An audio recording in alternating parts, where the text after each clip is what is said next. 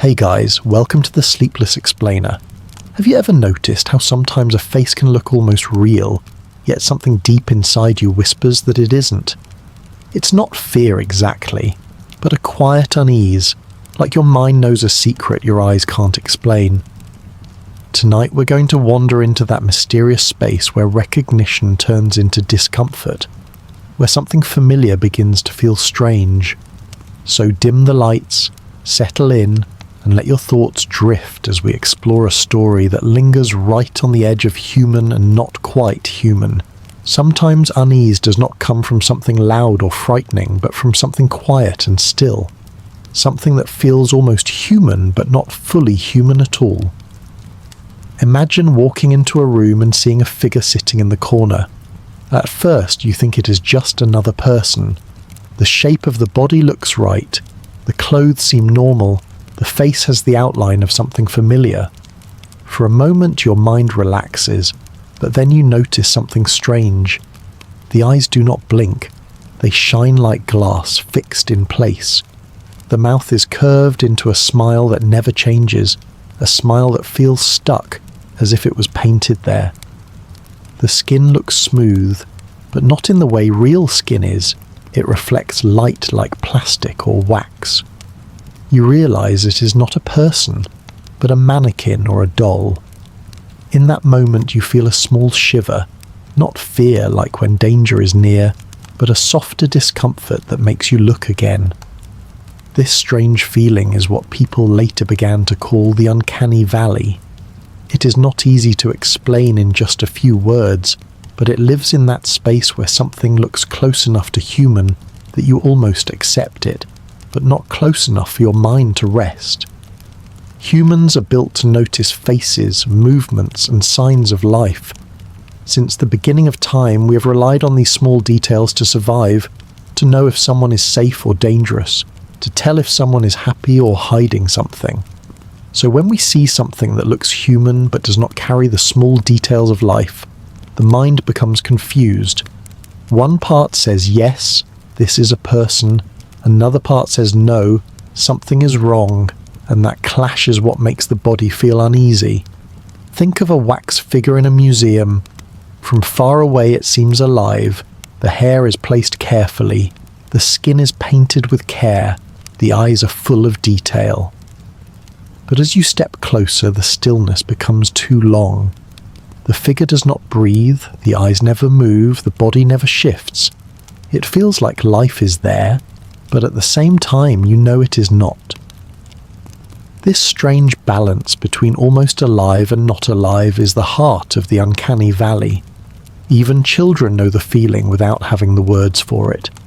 A doll that looks normal in daylight can become strange at night. In the soft light of a lamp, the painted eyes seem to follow. The smile feels too wide and the silence feels heavy. Some children even hide their dolls before going to bed, not because they think they're dangerous, but because something about them feels too close to being alive. Long before anyone gave this a name, stories and legends spoke of it. People told of masks that seemed to hold spirits, of puppets that moved as if they had their own thoughts, of statues that looked back at those who watched them. These stories came from the same human reaction, the same hesitation when the mind is not sure if something is alive or not. The uncanny valley is not about sudden fear, but about a slow, steady unease. A robot made of metal and wires does not confuse us because we know it is a machine. A simple drawing of a face does not disturb us because it is only art. But when a machine is covered with skin, when a face in a picture seems too real, when something crosses the line from clearly not human to almost human, that is when the mind wavers. It is not a full rejection, but not full acceptance either. It is a place in between, a valley where the mind does not rest. This is where our journey begins, with that quiet moment of hesitation, the sense of almost knowing but not fully trusting, the silent space where life and imitation blur into one. Long before anyone gave this feeling a name, people already knew it in their daily lives. It was not something explained with science or charts. It was simply felt, a small shiver when the eyes and the mind could not agree on what they were seeing. Think of the wooden dolls made for children many generations ago. They were shaped with care, with painted faces, with eyes drawn to look kind. But no matter how well they were made, the dolls carried a stillness that never faded. In the day they looked harmless, part of play, but at night when the room was dark and the lamp cast long shadows, those same painted faces seemed to watch. The smile that was painted to be friendly suddenly felt fixed and strange, the eyes too direct, and the silence around them too heavy. Many children would hide their dolls before bed, not because they thought the dolls would move, but because the line between toy and person felt too close. The same feeling has always been present in masks. A mask can be used for dance, for ritual, or for celebration, and while it is worn, it feels alive because a person moves beneath it. But when the mask is left on a wall, staring out with empty holes where eyes should be, it no longer feels like decoration. It feels like a face that should belong to someone but does not. A frozen face with no body behind it. The longer you look, the more the mind begins to fill in what is missing, and that is when unease begins to grow. Mannequins in shops bring the same strange reaction. Their purpose is simple, to hold clothes, to display colours and shapes. But their bodies are too exact. Their arms and legs the right size, their shoulders sloped as yours are, their heads tilted slightly forward as though they are looking. They do not breathe, they do not shift, but they stand in silence like frozen people. You know they are only plastic, yet the body inside you responds as if they might move. Even more powerful are statues. In old temples, gardens and palaces, statues of stone and metal line the paths. They are works of art, but they are also more than that, because when a statue carries enough detail, it pushes into the space of almost living. The curve of the mouth, the weight of the eyes, the fold of the robes, all are carved so carefully that the statue feels ready to take a step. People in the past often believed that statues carried spirits, or that they could come alive in the night, and while such stories may sound like superstition, they were born from the same feeling we still know today. A statue that is clearly rough stone does not disturb, but one carved to perfect detail unsettles, because it feels too close. Even paintings, though flat, could bring this unease. Most portraits are easy to understand as art, but some are painted with such detail that the eyes seem to follow you wherever you stand. You move to the left, the gaze still holds you. You move to the right, the eyes remain. You know it is paint on canvas, yet your body reacts as if it is being watched. These were the first glimpses of the uncanny valley, though the words were not yet spoken. People felt it in toys, in masks, in mannequins, in statues, in portraits. Each of these objects stood in the middle space between alive and not alive, and that space has always disturbed the mind. What makes them powerful is not that they show no life, but that they show almost enough life, enough to confuse. It was never the rough doll with no face that brought discomfort. It was the doll with a painted smile and glassy eyes. It was never the block of stone that caused shivers. It was the statue with human detail carved into its surface. The uncanny valley is built on this line, and the first glimpses were enough to show that when something crosses from a simple symbol into something too lifelike, the mind resists.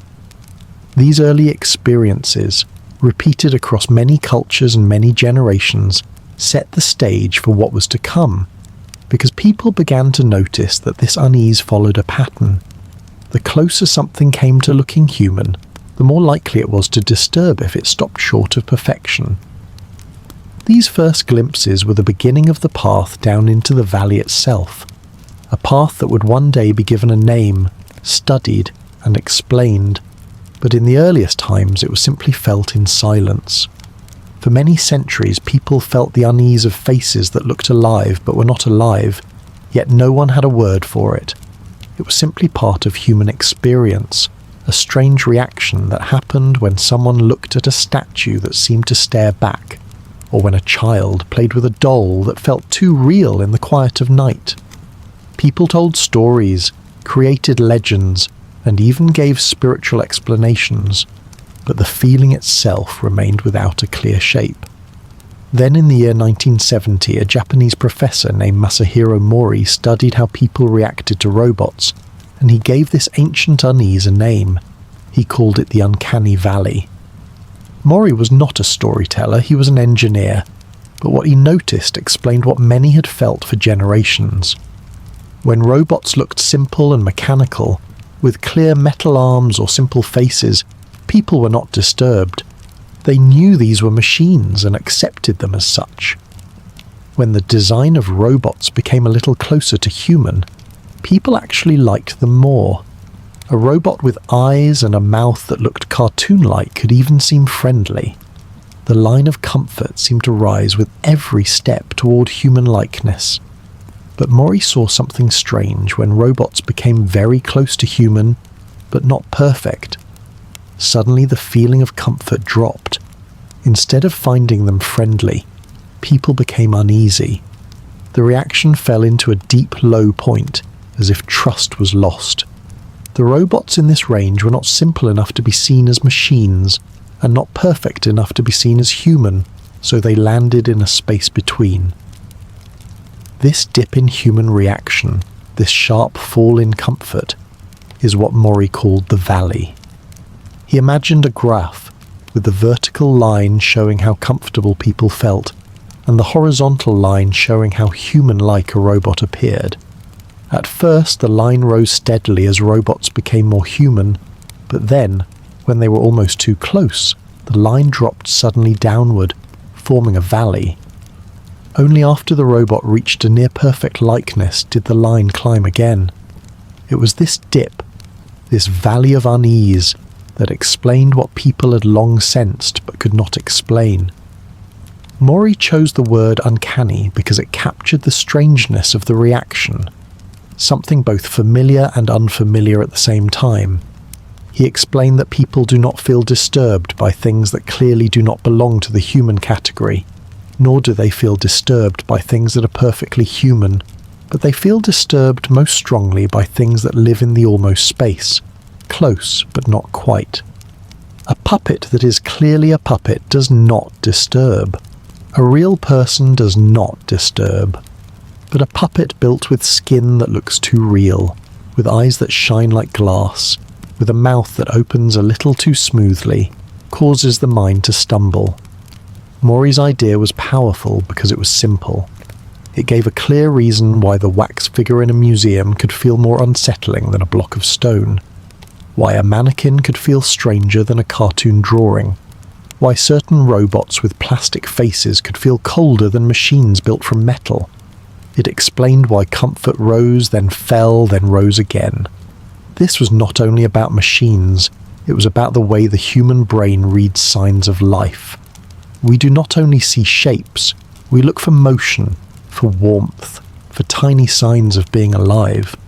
We look for blinking eyes, for a small change in expression, for the slight rise and fall of the chest with breath. When these signs are missing, yet the shape is close enough to trick us, the brain resists. The eyes tell us one thing, but the body tells us another. That clash is what forms the uncanny valley. Mori's term spread slowly, but soon it became the main way to explain this strange dip in trust. Artists used it to explain why some animated characters seemed unsettling. Designers used it to explain why certain toys failed to connect with children. Psychologists used it to explain why people stared longer at mannequins that looked too real. What had once been a nameless feeling was now a concept that could be drawn, studied, and discussed. Even today, when we talk about lifelike robots, computer graphics, or digital faces that do not sit well with us, we return to Mori's simple drawing of a valley. It showed that unease is not random, it follows a path. It grows with likeness, then falls when likeness reaches the almost perfect range. then rises again only when perfection is reached. This clear shape helped explain not only the reaction to robots, but the reaction to all things that blur the line between life and imitation. The uncanny valley is not only about machines, it is about how humans see themselves, how we decide what belongs to the category of human and what does not. Mori gave words to the hesitation we've carried for centuries, and his idea opened the way for deeper study of why our minds react this way. To understand the uncanny valley more deeply, it helps to picture the slope that Masahiro Mori described. He saw that when something is designed to look more human, our comfort with it usually rises. Imagine a simple toy robot with a square head and two round eyes that light up. Nobody mistakes it for a person, and because of that, people often find it charming. It does not try to trick the mind into thinking it is alive, so the reaction is simple. When the design is made a little more detailed, maybe with arms that bend or a face with a smile drawn on it, people tend to like it even more. The closer it comes to resembling a person, the more our brains accept it as familiar. Think of cartoon characters on a screen. A drawing with large eyes, round cheeks and simple lines can seem very friendly, even though it is not realistic. The lack of realism is not a problem. In fact, the clear separation from real life often makes it easier to accept. The slope toward familiarity rises steadily as these figures gain more human-like features. A robot with a faceplate that shows simple emotions can feel warm. An animated character that moves smoothly and laughs can feel comforting. The slope keeps climbing higher because the more something resembles us, the more we recognize patterns we know. Our minds are built to see faces in everything, from clouds in the sky to shapes in the bark of trees, and when those shapes become clearer, the brain feels rewarded. But this climb does not last forever. There comes a point when the likeness to a human is close enough that our minds begin to expect all the signs of life that come with being human. We expect eyes that blink naturally, skin that shifts with expression, voices that carry breath and tone. When those signs are missing or slightly wrong, the slope of comfort no longer climbs. Instead, it suddenly drops downward. The figure that once seemed friendly now feels strange. The robot that once seemed impressive now feels unsettling. The cartoon character that was fun to watch now feels stiff and cold when made too realistic. This drop is the entrance into the uncanny valley. The slope of familiarity has a breaking point, a place where the climb turns into a fall. The reason for this is simple. As human likeness increases, the brain begins to expect perfection, because we know what real humans look like and act like. When something comes close but misses even small details, the gap feels larger than it really is. A hand that moves too stiffly stands out more than a hand made of clear wires, because one promises human life and the other never tried. A face that almost looks alive but does not blink is more unsettling than a face drawn as a cartoon. The higher the likeness, the higher the expectation, and so the fall feels sharper when the illusion breaks. This is why Mori's slope is not a straight climb. It is not a smooth road upward. It is a climb that suddenly dips down, leaving a valley in its path. The slope explains why people accept machines that look nothing like us, why they enjoy characters that look playful but unrealistic, and why they feel unsettled by faces that come too close without crossing fully into life. The uncanny valley sits in that dip, and the slope around it shows how comfort rises, falls, and then rises again. If something reaches perfection, if it crosses the valley and becomes so human-like that the mind cannot find flaws, then comfort returns. A digital face so detailed and natural that it is indistinguishable from a real face may not disturb at all. But very few creations reach that level. Most fall into the valley, caught in the space between enough and not enough. Understanding this slope helps explain why people feel so differently toward different creations. It is not random, it follows a pattern. The slope rises as likeness grows, then drops when likeness misses the small but vital signs of life. From toys to cartoons to robots to digital images, the same path repeats itself. The slope toward familiarity is the road that leads us down into the uncanny valley. But the smooth rise of comfort on that slope does not continue forever, because there comes a point where likeness grows too strong without being perfect, and instead of feeling more warmth, the mind suddenly feels less. It is here that the line of trust falls away, and the ground beneath us dips into a valley. This valley is the place where closeness without perfection becomes unsettling, and it explains why the same details that once seemed impressive now begin to feel strange. Think of the robot that begins simple and easy to accept. When it's only wires and metal, the mind does not feel disturbed. When it gains arms and legs and a friendly cartoon face, it feels even more acceptable. But when the design reaches a stage where the robot has skin and eyes and moves like a person, but still makes small mistakes, the comfort is lost. You may notice the skin is smooth but in the wrong way, shining like wax instead of shifting with life. You may notice the eyes are shaped correctly, but they do not blink naturally, staying open too long or closing too stiffly. You may notice the smile is there, but it holds for seconds longer than a real smile ever would. Each of these details breaks the illusion, and because the likeness is already so close to human, the small mistakes stand out much more than they would on a simple design.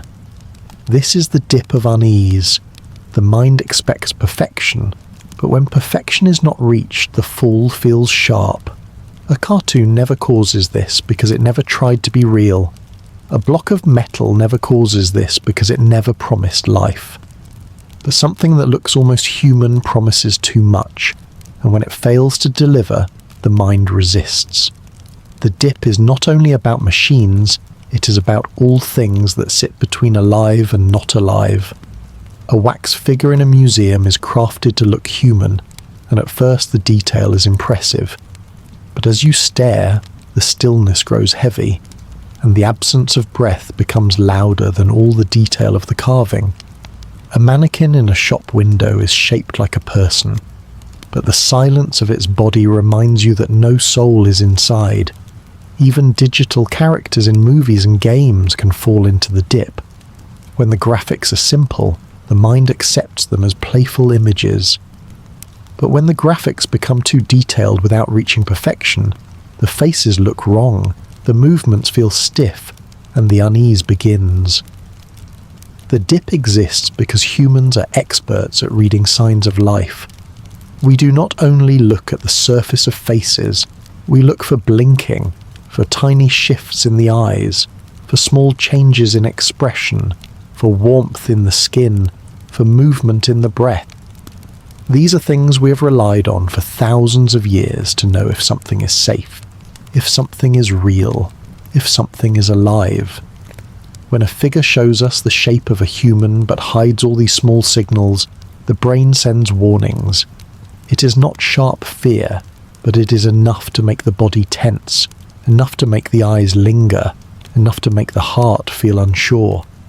The uncanny valley is not simply about mistakes in design, it is about the weight of expectations. The closer something comes to being human, the more our mind demands of it, and the sharper the fall when it does not meet those demands. That is why the valley feels so deep, because the rise before it is high. The slope of familiarity makes us feel safe as likeness grows, and then the missing spark of life makes us fall. The dip of unease is the lowest point of this path, the place where we find the strongest discomfort, not because we are looking at something far from human, but because we are looking at something so close to human that the missing details echo louder than anything else. From this dip, the path can rise again if perfection is reached, but few creations ever climb that far. Most remain trapped in the valley, unsettling us not with their difference but with their closeness. As technology moved forward and machines became more complex, the uncanny valley showed itself more clearly. Because for the first time in history, people were able to build creations that walked and spoke, and even carried faces that looked close to real. In the early days, robots were simple, often built only to lift objects, roll across the ground, or move their arms in stiff patterns. They were made of metal and wires, their heads shaped like boxes, their eyes no more than lights, and because of this, no one mistook them for people. They belonged to the world of tools, and the human mind treated them as such. But as engineers tried to give machines more life, the path down into the valley became clear. Scientists wanted to see if people could accept robots as companions, so they gave them bodies shaped like humans, arms with fingers, faces with eyes and mouths, and voices to answer back. These new machines were called androids, built not just to do work but to resemble the humans who created them. At first sight they could be surprising, because from a distance a person might think they were looking at someone real. The hair was styled carefully, the skin was coloured to look natural, and the movements were practiced to resemble gestures we all make every day. Yet the closer someone came, the more the illusion began to weaken. An android might smile at the right time but hold the smile just a little too long. It might blink, but the rhythm of the blinking would not match the rhythm of a thought. It might nod its head when listening, but the pause before replying would feel just slightly wrong. These are details small enough to notice only when the likeness is already close, and they are exactly what push an android deep into the uncanny valley.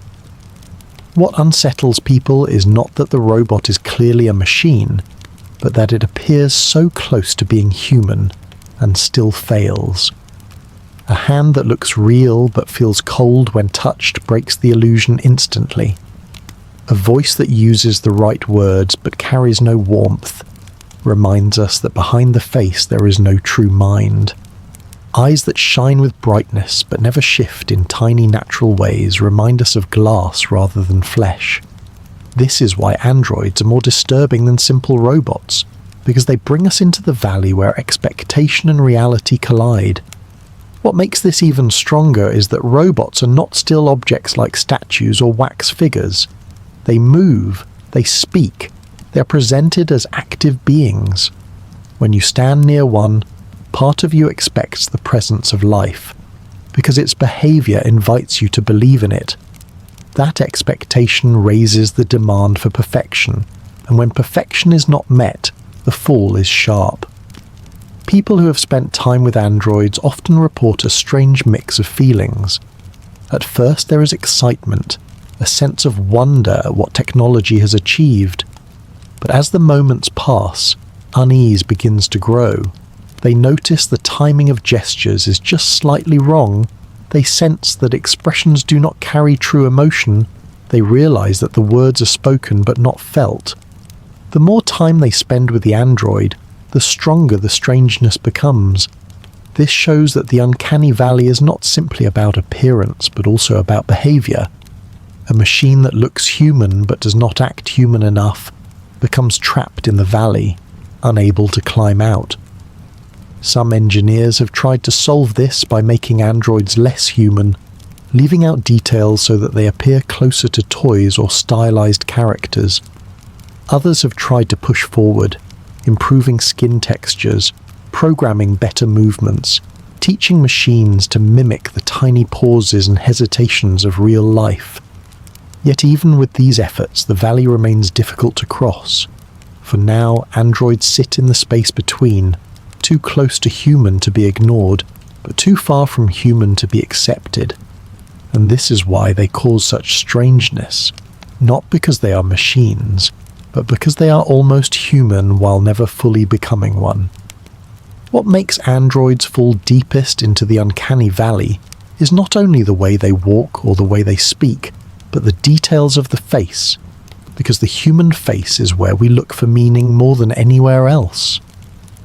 From the very start of life, humans are trained to notice faces. A baby only a few hours old turns toward the shape of eyes and a mouth, drawn by the pattern that will guide it for the rest of its life. As we grow, we become experts at reading faces without even thinking about it. We see a slight narrowing of the eyes, and we know someone is skeptical. We see the corner of the mouth twitch upward, and we know someone is amused. We see the eyebrows lift, and we know someone is surprised.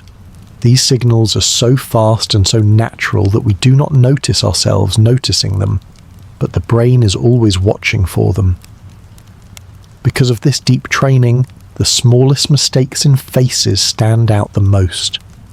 An android might have eyes that are shaped correctly, coloured like real eyes, even glossy like they are wet, but if they do not move in the way real eyes do, they seem lifeless.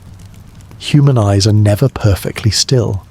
They move in tiny, constant motions, adjusting, glancing, responding to thought. They widen when something is surprising, they soften when something is kind, they narrow when something is hard to understand. An android's eyes may look real, but if they stay locked in one place too long, or move in jerks that do not match the rhythm of thought, they feel like glass ornaments, not windows into life. The same is true with smiles. A smile is not just the curve of a mouth, it is a wave that spreads through the face. It lifts the cheeks, crinkles the skin around the eyes, sometimes even changes the way the head tilts or the voice sounds.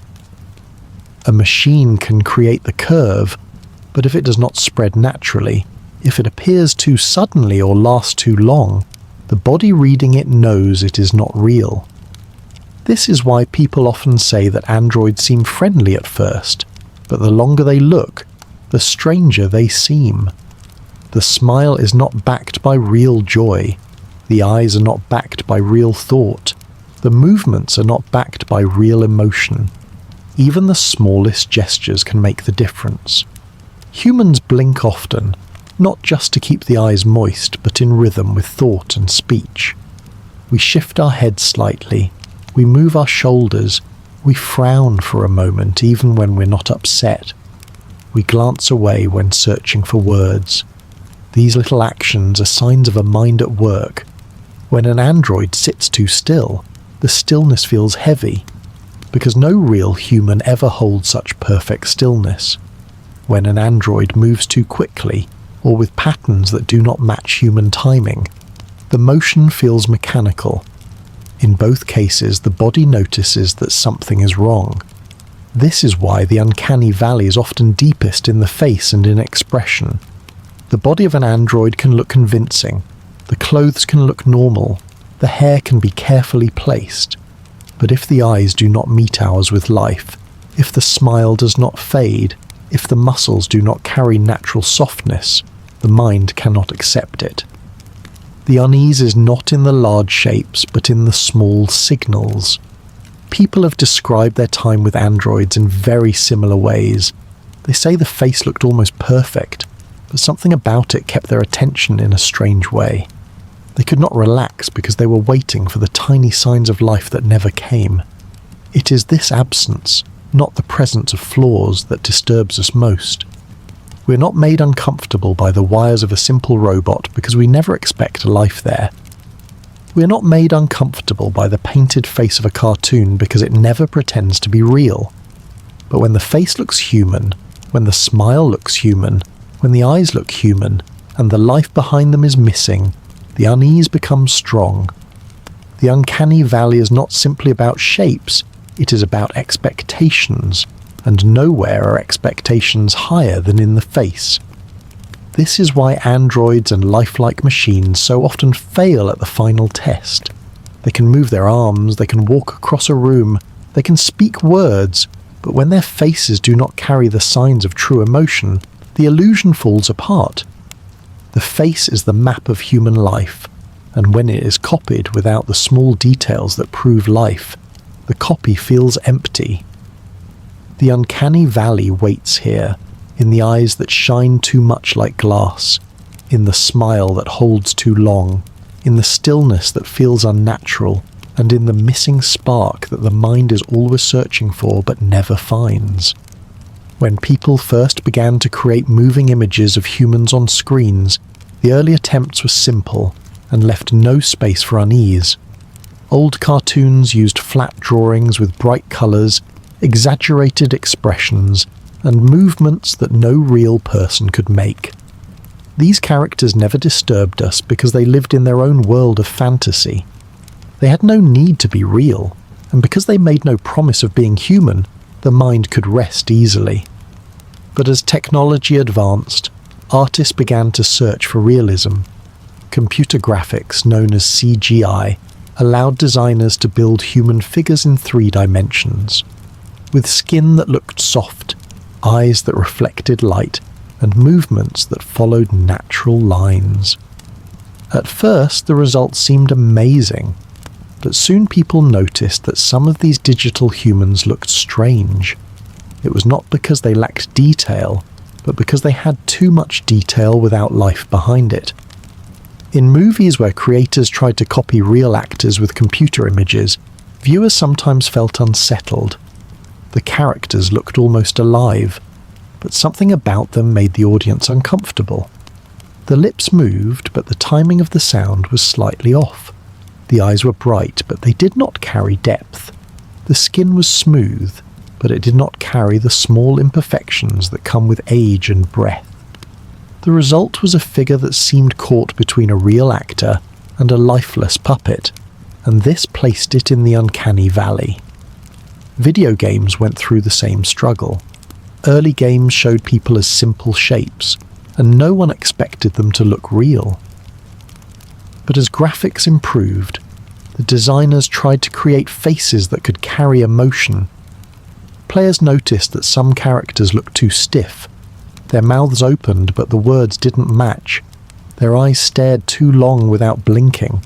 Their bodies moved without the small hesitations of real humans. Instead of drawing players deeper into the story, these details pushed them away. The more realistic the characters became, the harder it was to accept them, because the smallest flaws now felt large. This is why many creators chose to step back from realism. They kept their characters stylized, with features that were not human, but were human enough to feel familiar. Large eyes, round faces, and simple shapes avoided the valley because they never crossed too close to reality.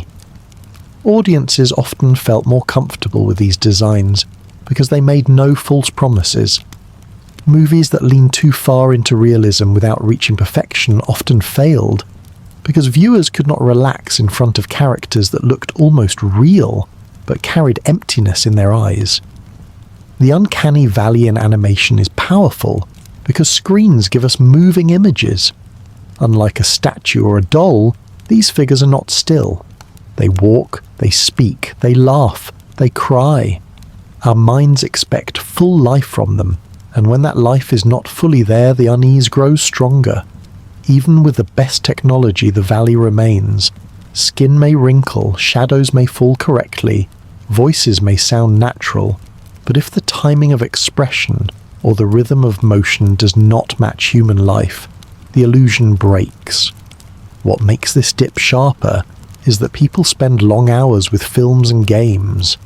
The more time they spend staring at digital faces, the more they notice the missing spark.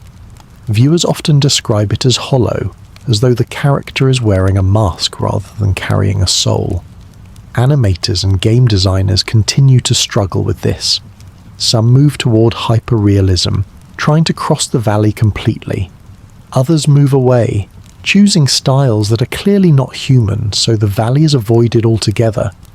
Both paths are shaped by the same truth. The uncanny valley waits in the middle ground. Animation and CGI reveal this clearly, because they remind us that looking human is not enough. Acting human, feeling human, and carrying the small signals of life are just as important.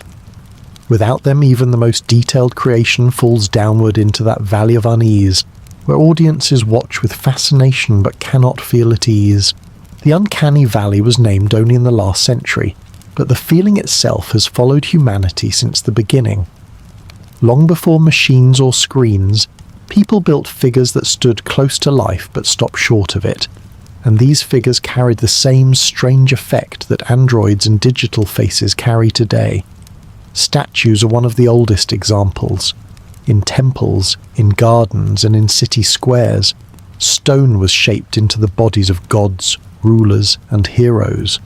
The hands were carved to hold power, the eyes were cut deep to give the sense of vision, the faces were smoothed to show calm or strength.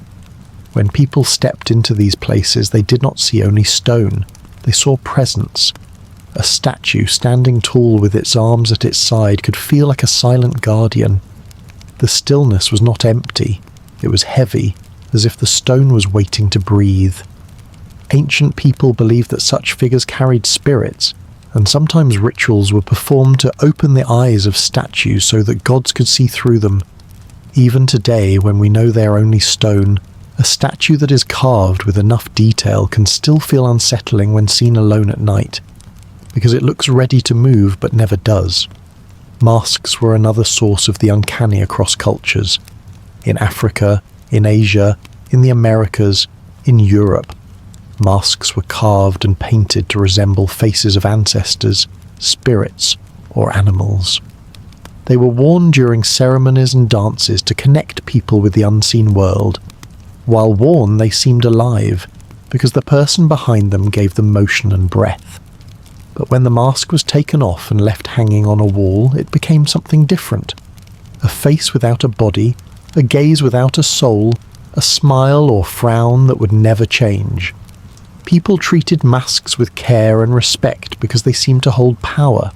In some cultures, masks were not even allowed to be seen by outsiders because they were considered dangerous in their stillness. Puppets too carried this same uneasy presence. In Europe, marionettes moved with strings that gave them jerky human motions. In Asia, shadow puppets told stories with shapes that flickered like living beings against the light of fire.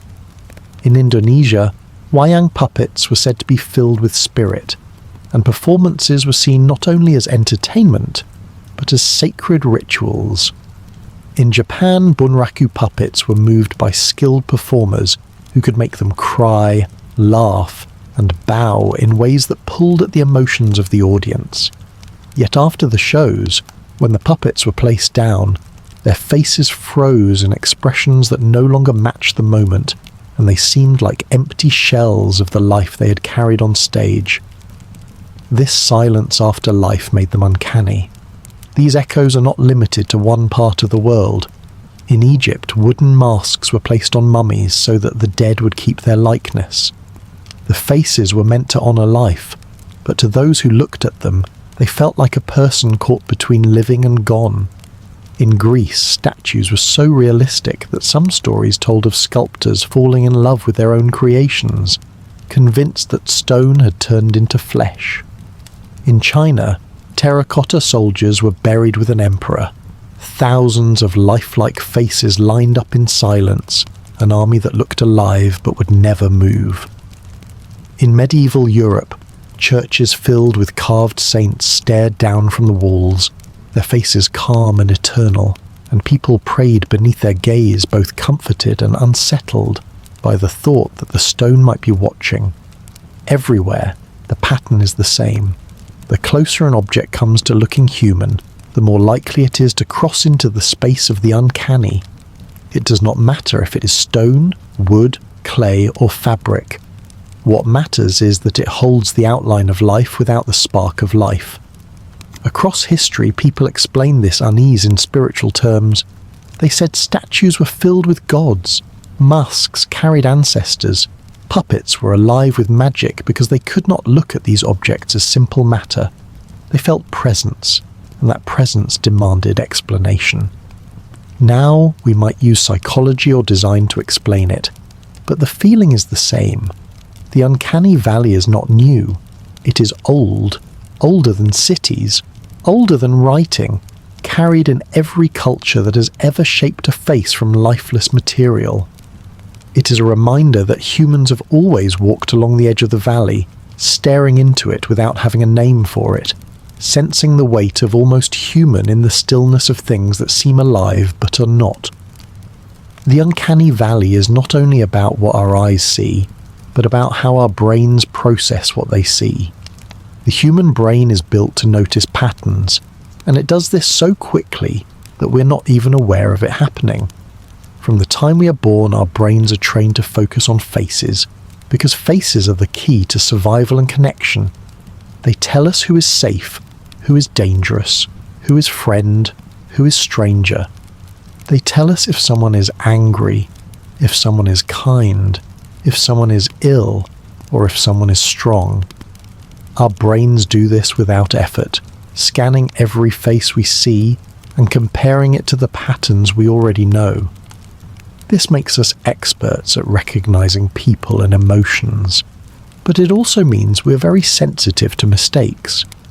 When something looks almost human but fails in small ways, our brains do not ignore those mistakes. They highlight them, making them impossible to look past. This is why a digital character that misses the timing of a blink or a robot whose skin does not move naturally can feel so wrong. It is not that they look different from us. It is that they look so similar, yet miss the final details that matter most. The brain is wired to expect those details, and when they are not there, confusion begins. The confusion is powerful because the brain is not used to being wrong about faces. Normally we can tell in an instant who we are looking at and what they feel. When the brain cannot decide, it sends a warning signal, and that signal is felt as unease. The uncanny valley is not fear of something obvious like a predator or a weapon. It is the discomfort of the brain stuck between yes and no, alive and not alive, real and unreal. Another reason near-human things unsettle us is that our brains are built to judge health and safety from appearance. For thousands of years, humans lived close to danger from disease. If someone looked ill, it was important to notice quickly, to protect yourself from infection. If food looked spoiled, you had to sense it at once. This same system is at work when we see a face that looks human but not fully human. The skin might look too smooth, too pale, or too rigid, and the brain interprets that as a sign of sickness or death. The eyes might look fixed and glassy, and the brain reads that as a lack of life. The body might move but not in the rhythm of breath, and the brain reacts as though it is seeing something unnatural. These reactions are not choices, they are instincts. They come from a time when noticing the smallest sign of danger meant survival. This is why the uncanny valley is so effective, because it reaches into the deepest part of our psychology, the part that always asks the question, is this alive, and is it safe? Some scientists believe that is why people stare longer at uncanny figures. The brain cannot look away because it is still trying to solve the problem. It keeps scanning for signs of life, for signs of health, for signs of safety, and when it finds none, the tension does not disappear. Instead, the feeling grows stronger the longer we look. That is why people often describe uncanny figures as fascinating and disturbing at the same time. The brain cannot ignore them because the puzzle is not solved. This explains why the uncanny valley is more than a simple dislike of lifelike figures. It is the brain's survival systems reacting to mixed signals. The eyes see a human shape. The instincts say something is wrong, and the conflict creates a discomfort that is hard to explain but easy to feel. This is the core of why near-human things confuse us, because our pattern recognition is both powerful and demanding. It does not accept almost right, it accepts only right, and anything less makes us pause. That pause is the valley. The fear of lifelike things that carry no life is one of the oldest and deepest fears humans know, and it is not only about mannequins, wax figures, or robots. It has shaped how we build myths, how we perform rituals, and even how we tell stories to children. Across cultures, people imagined objects that looked human, but were not fully human, and almost always these objects were surrounded by caution. In old legends, people spoke of golems, clay figures shaped like humans and brought to life through ritual. The idea of such beings was both fascinating and frightening, because they were close to human but missing the part that made humans truly alive. In other places, stories were told of dolls that carried spirits, cursed masks that could trap souls, or paintings that could watch those who passed. These stories reflected the same unease we still feel, the discomfort of being close to something that should live but does not. Religion also shows how strong this fear has been. In many traditions, statues of gods were treated with ceremony before they could be placed in temples. Some cultures believed that without the right rituals, the statues would be dangerous, because they looked alive while holding no true spirit. In Christianity, there was even suspicion of images that looked too lifelike, because people feared that the faithful might confuse carved figures with the real presence of saints. The more realistic the statue, the more rules were placed on how it could be used, showing that people always sensed the danger of objects that were too close to human without being human. Folklore is filled with warnings about the not living alive, tales of scarecrows that walked at night, of wooden figures that moved when nobody watched, of puppets that whispered in the dark. Children were told these stories to make sense of the strange unease they already felt when looking at such objects. Even today, horror stories and films return to the same theme, because it speaks to something universal: the fear that what is lifeless might cross into life, or that what appears alive is secretly empty. The fear is not only in stories, but also in dreams. Many people dream of statues moving, of dolls staring, of empty faces smiling. These dreams stay in memory because they reflect the brain's confusion. In sleep, the mind often plays with boundaries, and one of the most powerful boundaries is the line between life and not life.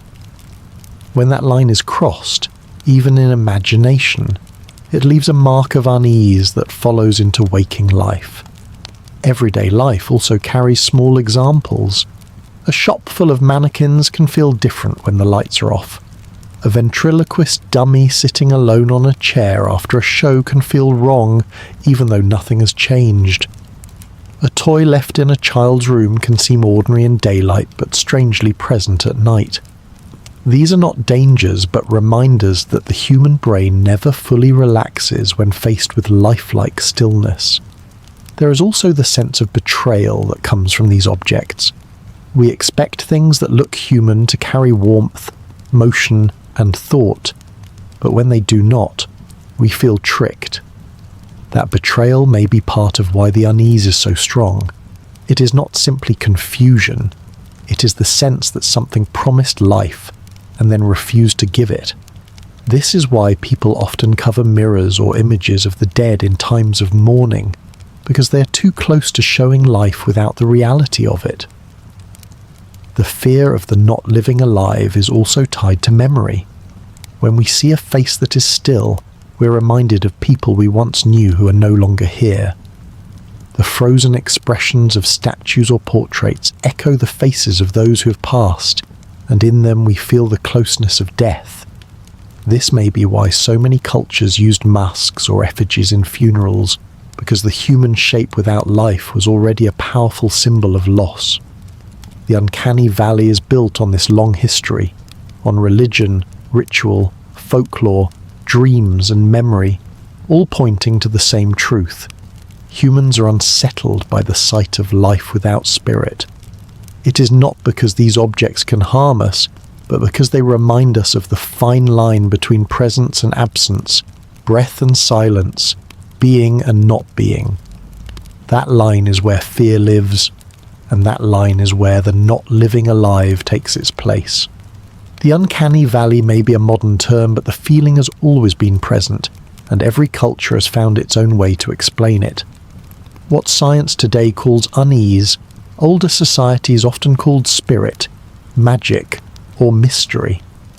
They felt the same pause, the same confusion, but they gave it meaning through their own traditions. In Japan, the uncanny has long been part of belief. There are stories of dolls that are treated almost like family members. Some dolls are believed to hold the spirit of children who passed away, and families keep them close, or bring them to temples when they can no longer care for them. There are ceremonies where dolls are burned with respect so their souls can rest, because to simply throw them away feels dangerous, as if ignoring the life they may contain. Another Japanese belief speaks of objects called tsukumogami, everyday tools or decorations that after 100 years wake up and gain a spirit of their own. A teapot, a lantern, or a doll might slowly become alive in this way, and people respected old objects because they could never be fully sure what life might rest within them. In Africa, the uncanny feeling was often connected to masks. In many tribes, masks were not seen as wood or clay, but as faces filled with ancestors. When a dancer wore the mask, he was no longer himself, but a channel for the spirit it carried. The mask looked alive even when still, and because of this it was treated with both care and caution. To wear a mask without ritual could be dangerous, because people believed that the power of the spirit could harm someone who was unprepared. These masks were proof that the line between life and not life was thin, and that line had to be respected. In Europe during the Middle Ages, statues and paintings of saints were sometimes said to cry, bleed, or move. People travelled long distances to see these images, believing them to be signs of miracles. Yet at the same time, church leaders worried that images that look too lifelike might lead people into error, because they might confuse the stone or paint with the real saint. Rules were made about how realistic art could be, showing that even in faith there was caution around the almost living. In India, statues of gods are treated as real beings during worship. In some temples, priests wash them, dress them in new clothes, and place food before them. The statues are not thought of as empty, but as bodies for the gods to visit. The uncanny sense of stone shaped like flesh is transformed into reverence by belief, turning unease into devotion. In China, the terracotta army shows another way people approach this feeling. Each statue was carved with unique features: eyes, noses, and mouths shaped as if they were real soldiers. Standing among them even today is overwhelming because it feels like standing in a silent army frozen in time. To the builders, these figures were protectors for the emperor in death. But to those who see them now, they show how powerful the almost human form can be even when made of clay. In Mexico, during the Day of the Dead, families fill their homes with portraits of ancestors. They place food, flowers, and candles beside these faces, treating the images as if the dead are present. Here, the uncanny closeness of faces that no longer live is not seen as disturbing, but as comforting. A way to connect across the boundary of life and death. In the Pacific Islands, figures carved from wood were often kept in homes to represent ancestors. They were spoken to, given food, and treated as members of the family. People did not see them as cold or lifeless, but as carriers of spirit. In this way, the uncanny feeling of almost life was softened into everyday respect. In modern times, the interpretations have changed, but the feeling remains. In the West, we often explain the uncanny valley with psychology, saying it is the brain reacting to mixed signals. But even in places filled with science and technology, people still feel uneasy around dolls, mannequins, and androids. In some cultures, dolls are still buried or burned when no longer wanted. In others, old portraits are covered during times of mourning, because faces without life feel too heavy in moments of grief. What all of this shows is that the uncanny valley belongs to everyone. It is not tied to one language or one religion. It is a human experience. Some cultures turned it into warnings, others into rituals, others into devotion, but all recognize the strange weight of objects that look alive without being alive. The explanations may differ, but the unease is shared. It has followed people across time, carried in masks, statues, dolls, puppets, and images, and it continues today in robots and digital faces. The valley is always there, only the names we give it. change. When people close their eyes and drift into sleep, the uncanny valley often follows them, appearing not in statues or dolls, but in dreams. Dreams take the ordinary shapes of life and bend them, creating faces and bodies that look almost right, but not fully right. Many people report dreaming of family members or friends whose faces seem correct at first, but then shift into something strange.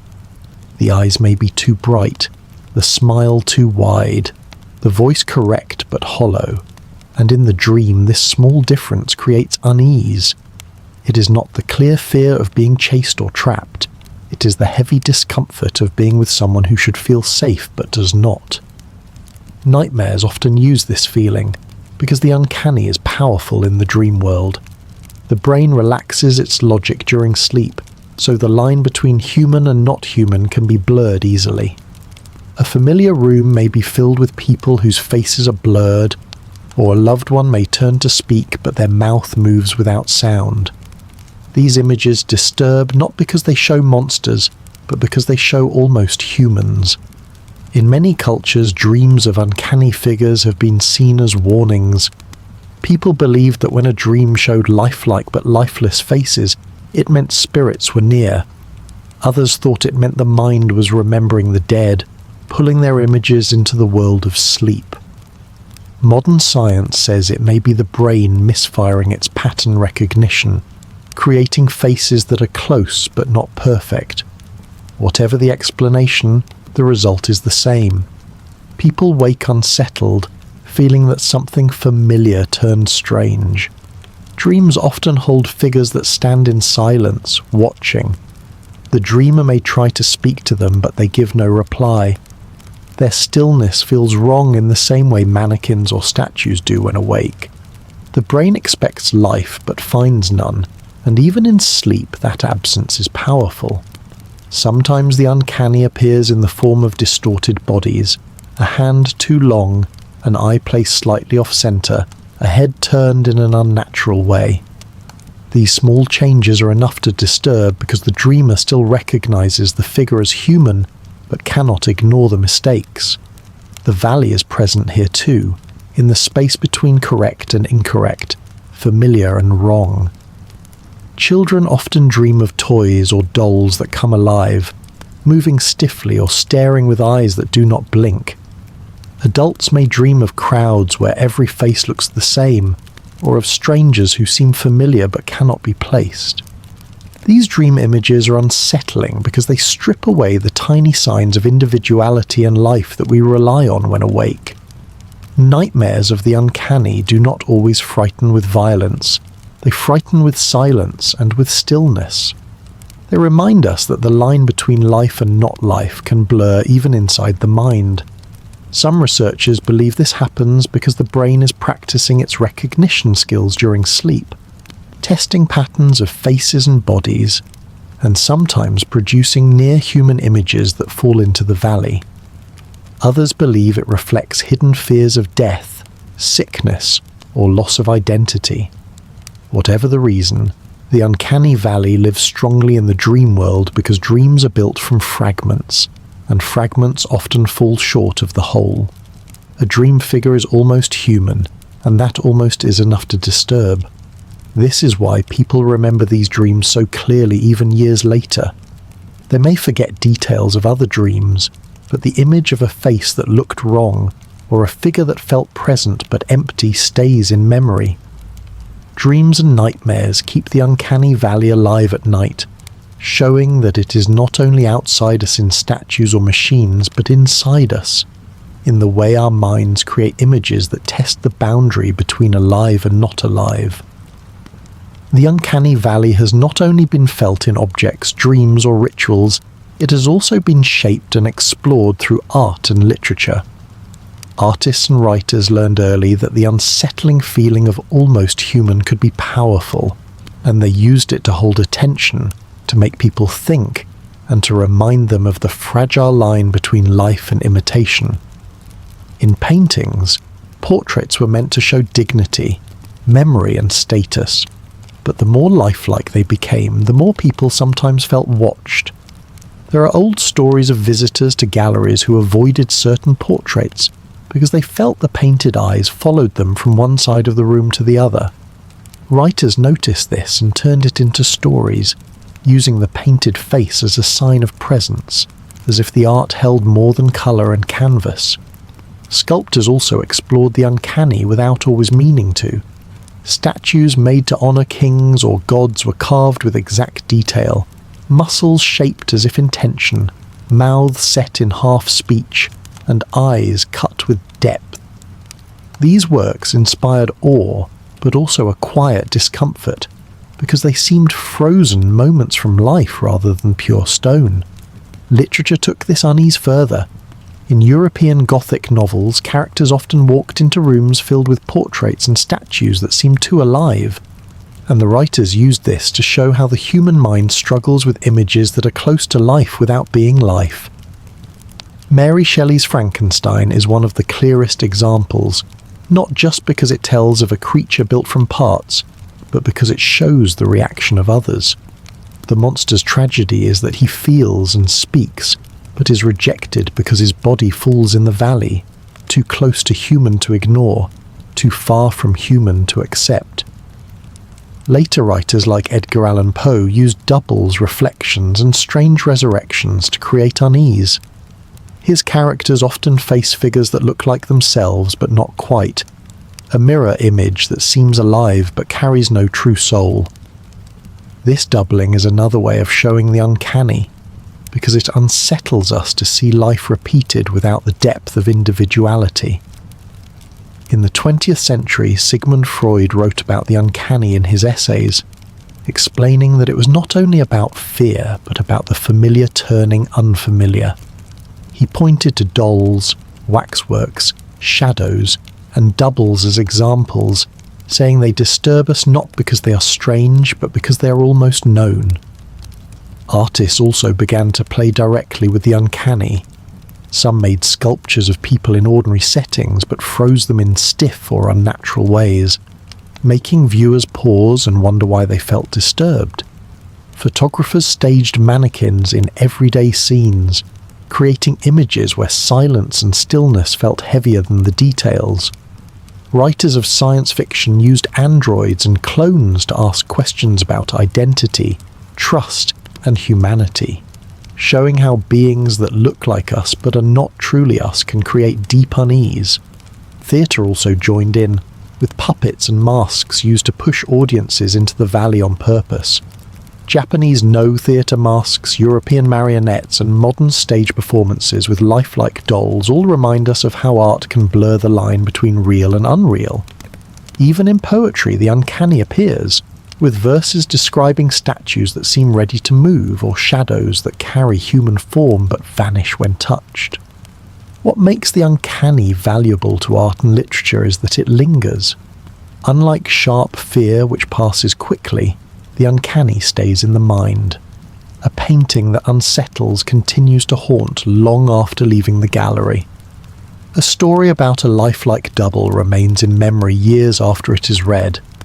The unease is slow but strong, and artists use it because it makes people reflect on what life truly means. The uncanny valley becomes more than a curve on a graph when it enters art.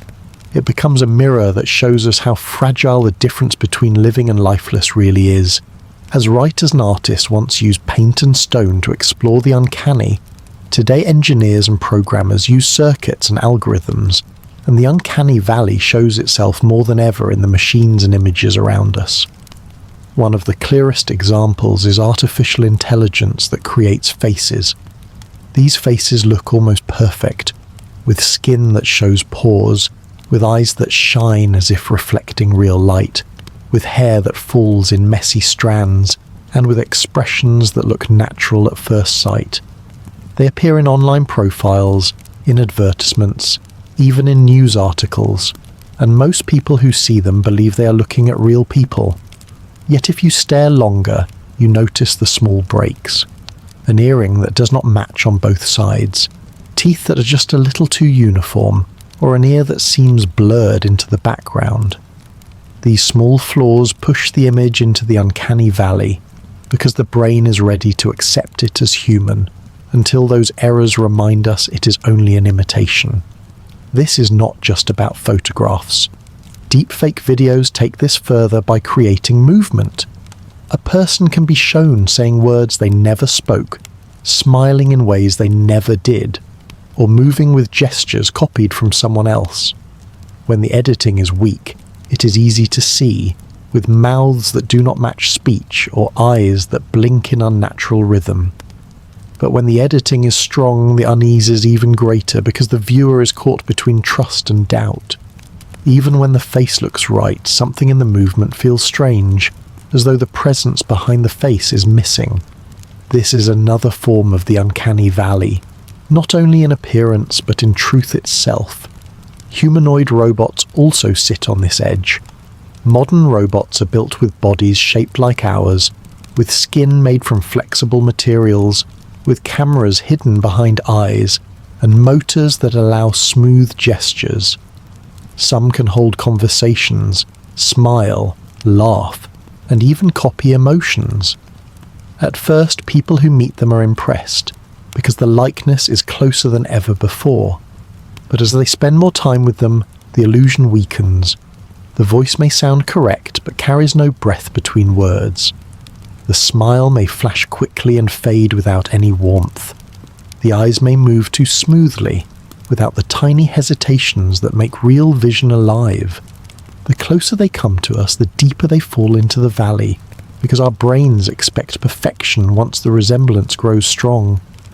These robots are not frightening in the way monsters are, but they unsettle because they pretend to be part of our world while never fully belonging to it.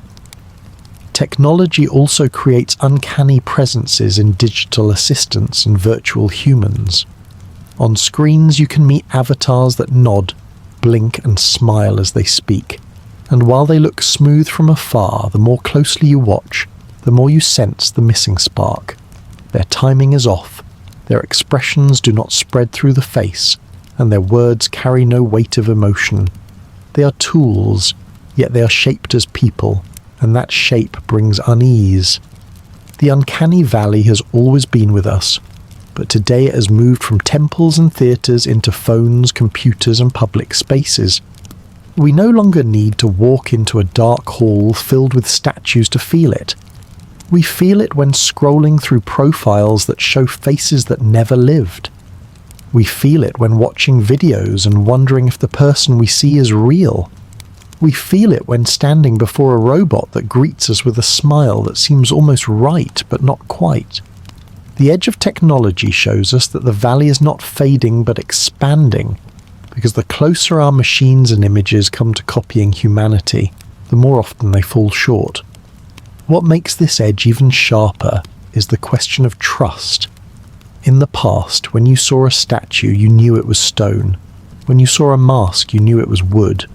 But today, when you see a photo or a video, you cannot always know if it is real or artificial. The uncanny valley is no longer only about how things look, it is about how much we can believe what we see. The discomfort comes not only from near-human features, but from the doubt they create. As technology grows more advanced, faces and voices will become harder to separate from reality, and the valley will be crossed again and again. Some people may accept these creations, others may resist, but the unease will remain because no matter how smooth the skin, how perfect the eyes, or how steady the smile, our minds will still search for the living spark that machines cannot yet give. And until that spark is found, the uncanny valley will remain wide at the edge of technology, waiting each time a face too close to human appears before us. The uncanny valley may sound like something far away, something tied only to robots in labs or special effects in movies, but the truth is that it reaches into everyday life in ways we rarely stop to notice. It slips quietly into the background of the ordinary, showing itself in toys we give to children, in ads we pass on the street, in digital faces that appear on screens, and even in the ways we shape our own images with technology. Most people feel it for a second and move on, yet those seconds remind us that the valley is not distant at all. It is woven into daily experience. Consider the toys that fill shelves in stores and homes. Many are simple and safe, but some are designed with such detail that they cross into the uncanny. A doll with glass eyes that shine too brightly, a face that holds a permanent expression of joy, or a baby doll that breathes or cries with a built-in mechanism may all cause unease. The body expects life in those details, yet the motions are too simple, the expressions too fixed. Some toys even speak, but the voice is flat or delayed, and this mismatch creates that quiet shiver. Children sometimes notice this faster than adults. They play happily with simple toys, but when a toy looks too much like a real baby or a real person, they sometimes push it aside, sensing the strangeness without needing words for it. Advertisements are another subtle source. In magazines, on billboards, and especially online, companies now use computer-generated models to sell products. These models are designed to look perfect, with smooth skin, shining eyes, and flawless smiles. At first glance they seem real, but on closer look the perfection feels wrong. Real people have small lines, uneven features, little changes in expression, but these digital models remove them all, leaving a face that is too even, too flat, too lifeless. The uncanny valley appears here not in obvious ways, but in a small hesitation, a doubt that the viewer feels but cannot explain. Even moving ads can cause this. On screens in airports, malls, or city streets, digital people smile and talk about products. Their mouths move smoothly, but without the subtle pauses of real speech. Their eyes look forward without ever truly meeting the gaze of those who watch. The result is not trust, but a kind of distance, a reminder that the figure is not alive even though it tries to act as if it is. In daily life, we also meet uncanny faces through technology meant to help us. Virtual guides on websites or kiosks are made to look human, with friendly expressions and simple voices. But when the timing of a blink or the warmth of tone is missing, people sense the absence. It may not stop them from asking for directions or information, but it leaves them with a quiet unease that lingers after the interaction. Even in our personal lives, the uncanny appears through filters and apps that change how we look. A filter that smooths skin too much, brightens eyes until they shine unnaturally, or changes the shape of a smile just slightly can cause unease when people see themselves or others altered in this way. The image looks almost real, almost natural, but not fully, and that gap is enough to bring the valley close. Mannequins in shop windows are another daily reminder. By day they display clothes, but at night or in dim light they can feel like silent figures standing watch. Their stillness is heavy because their forms are so close to human. Many people look quickly away or avoid standing near them for long, proof that the uncanny does not need high technology to be felt. Even cartoons or video games sometimes step into the valley when characters are designed with too much detail, yet not enough life. A player may enjoy the world of the game but feel unsettled when faces look realistic, but fail to carry natural emotion.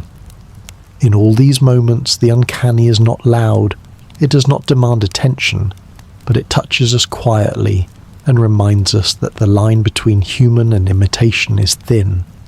It happens in homes, in shops, in streets, in screens we carry in our pockets.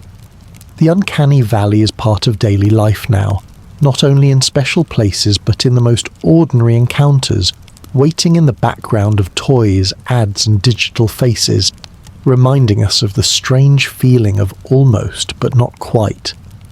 The uncanny valley may appear often in daily life, but designers and engineers have not stopped searching for ways to cross it.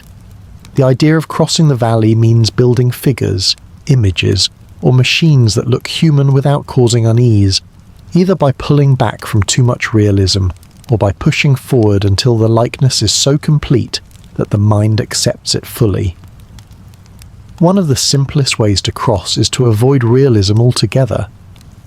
Many toy makers learned that children respond better to faces that are friendly but clearly not real.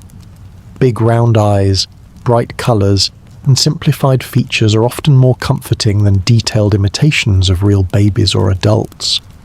By stepping back from realism, the toy avoids the valley entirely. The same approach appears in animation. Instead of pushing every line and shadow to mimic real skin, many films choose stylized characters with exaggerated features. These characters can show strong emotions and build connection with audiences without slipping into the unsettling zone of almost human. Another way to cross the valley is to move forward with realism until it is so perfect that the brain can no longer find mistakes. This is more difficult, but technology is improving quickly. In movies, digital artists now study tiny details of how muscles move under skin, how light reflects in the moisture of eyes, and how expressions shift across the whole face. By adding these subtle signals, the images move closer to life and escape the valley. In robotics, engineers work not only on appearance but also on timing. They have learned that humans pay more attention to rhythm than to surface detail. A robot that blinks at natural intervals, pauses when speaking, and shifts its head slightly while listening can feel more real than one with perfect skin but stiff timing. Crossing the valley here is not only about how the robot looks but about how it behaves. Virtual assistants and digital faces on screens also benefit from these improvements. Designers discovered that too much polish can be unsettling, so they now add imperfections on purpose. A small hesitation in speech, a blink added in the middle of a sentence, or a slight delay before answering can all make the interaction feel more natural. These are small steps, but they help the brain relax and accept the image as closer to human. Some companies also use cultural tricks to cross the valley. For example, by giving robots or avatars features that are clearly stylized, such as cartoon-like eyes, gentle voices, or simplified movements, they avoid the demand for full perfection. The user no longer expects a real person, so the unease never rises. This balance of design and expectation is key. Another important lesson is that crossing the valley is easier when machines are given clear roles. A robot built to help in a hospital may not need to look human if it looks reliable and safe. A digital face on a website may not need to be realistic if it looks kind and approachable. By matching design to purpose, creators can escape the valley without needing to copy humanity exactly. Advances in artificial intelligence also play a role. Programs now generate speech with natural rhythm and intonation, reducing the stiffness that once made digital voices uncanny.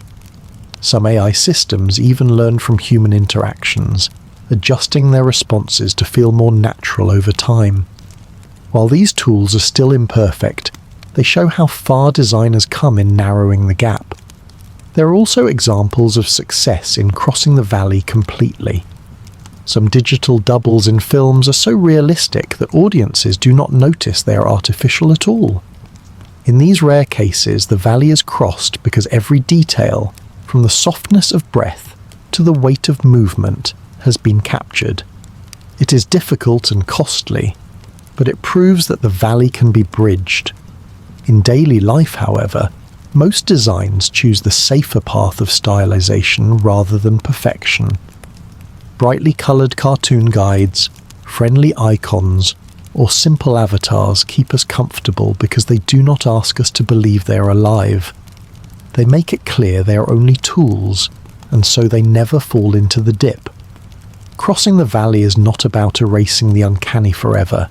It is about learning when to step back and when to push forward. It shows that unease can be reduced, even avoided, if creators understand the deep signals our brains look for. As technology grows more advanced, more designs will reach this point, making faces, voices, and movements that either embrace simplicity or achieve full realism, leaving the valley behind. When designers talk about crossing the valley, they focus on solving the problem of discomfort. But behind that problem is a deeper one that belongs more to philosophy than to design. The uncanny valley is not only about robots or digital faces, it is about the nature of being human. Each time we feel unsettled by something that looks human but is not, we are reminded that humanity cannot be reduced to appearance alone. A face is more than eyes, nose and mouth. It is the movement of thought, the rhythm of feeling, and the presence of awareness. When we see a copy of a face without those things, we sense the absence, and that absence points us back to the question of what it truly means to be alive. The uncanny valley suggests that humans are not defined only by bodies, but by a spark that goes beyond bodies. This spark is not easy to describe. Some call it soul, others call it consciousness, others call it presence. Whatever word is chosen, it is clear that we know it when we see it, and we know when it is missing.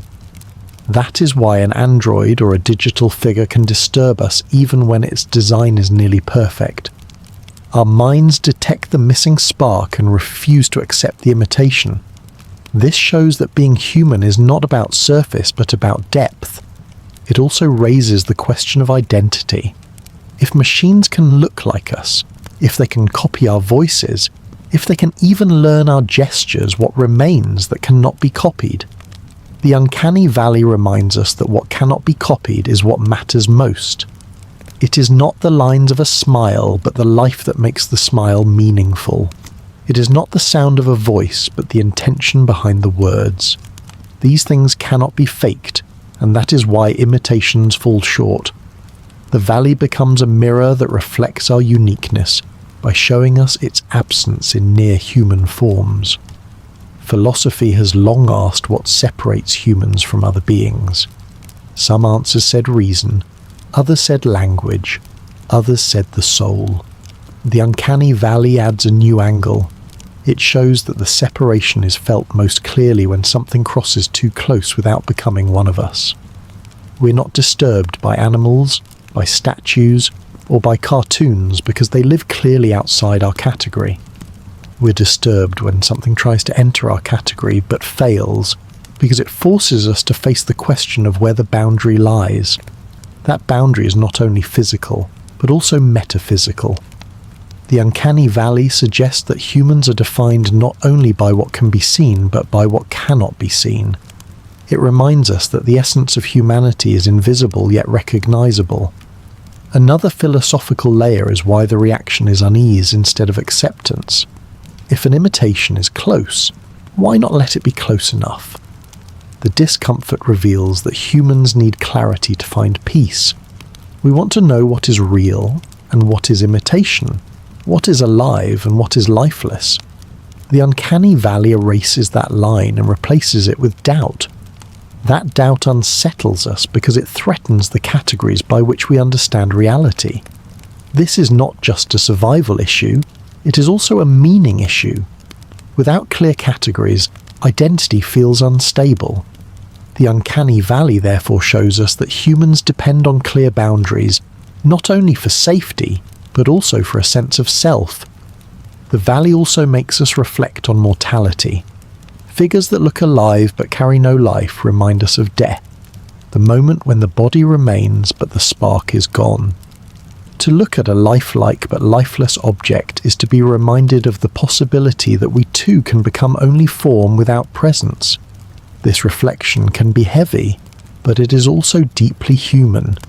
It forces us to face the fragility of life and to think about what gives it value. The uncanny valley is not only a gap in design, it is a space for philosophy. It asks questions we cannot easily answer. What is life? What is identity? What is presence? What makes a human human? These are questions as old as philosophy itself, but the uncanny valley keeps them alive in new ways, through encounters with machines, images, and imitations that test the boundary. In this way, the valley becomes more than discomfort. It becomes a reminder that humanity is not just physical form, not just sound and motion, but something deeper, something we sense even when we cannot describe it.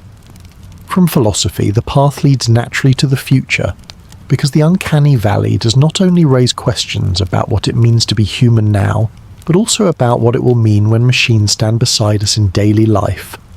The valley reminds us that there is something in humanity that is hard to copy, but it also shows how determined we are to try. Each step in technology brings robots and artificial intelligence closer to our image, and the more lifelike they become, the more we will need to think about how to live with them. The future will not be one where the uncanny valley disappears, but one where we meet it more often, and our choices will shape how we respond. Already robots are being built to care for the elderly, to help in hospitals, to serve in shops, and to act as guides in public places. Some people welcome them, others resist, but as their presence grows, society will have to decide how much humanity we want them to show. Should they look fully human, with faces that smile and eyes that move, or should they remain clearly machines so that unease is avoided? There is no single answer, but the decision will shape the comfort of future generations. Artificial intelligence will also change the way we see the valley. Programs that generate faces, voices, and even entire conversations already blur the line between real and artificial. In the future, these systems may reach such fluency that the unease fades, or they may remain close without ever reaching perfection, leaving us caught between trust and suspicion. The valley here is not only about design, but about truth, because when machines can imitate people so well, the question becomes not just whether we feel comfortable, but whether we can believe what we see and hear.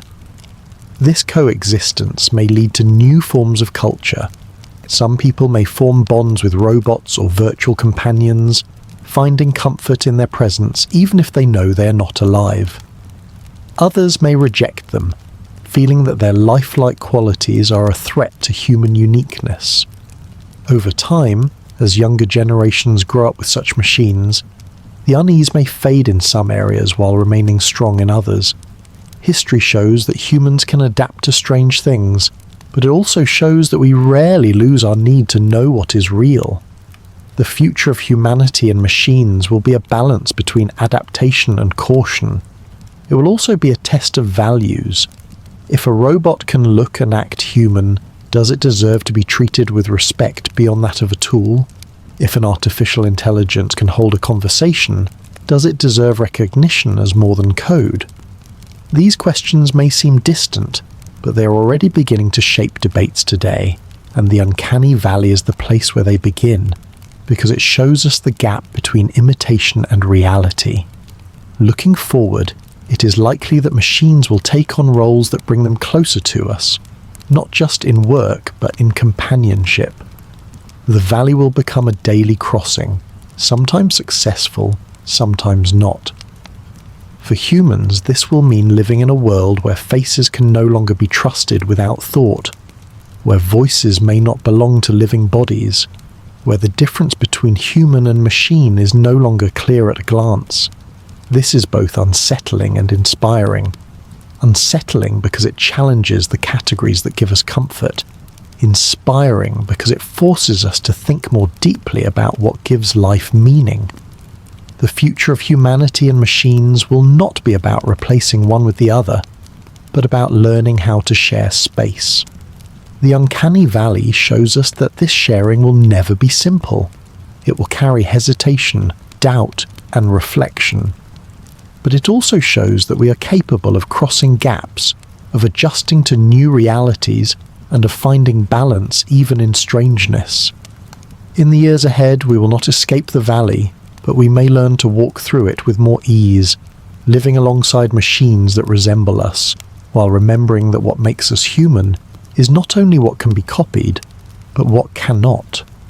And so at last we arrive at the quiet end of this long journey, a journey that began with the first uneasy glimpses of human likeness, passed through masks and statues, dolls and puppets, robots and digital faces, and led us finally to this still moment where everything can be set down. The uncanny valley has shown itself in many forms, but the lesson it leaves is simple. that humanity is not only in what can be seen, it is also in what cannot be copied. We may shape stone into bodies, paint portraits that watch from walls, program machines that blink and smile, or build images that speak with our voices, but the spark of presence remains beyond these things.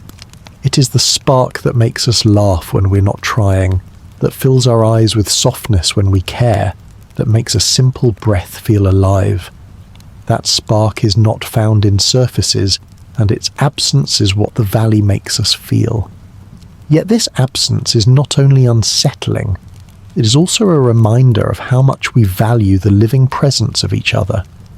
The valley shows us how finely tuned we are to recognize life, how quickly we notice when it is missing, how deeply we care for the difference between real and almost real. That care is not weakness. It is what makes connection possible. It is what allows us to trust, to love, to feel close to others. Without it, we would not notice the valley at all, and without noticing, we would not understand how precious the real spark is. As you rest here at the end of the path, you do not need to hold on to questions or search for answers. You can let the valley become only a soft shape in your memory, not sharp or strange, but gentle, like a curve in the land between two hills. Imagine the valley under a night sky. The air is calm. The ground slopes downward and then upward again, but there is no fear in it.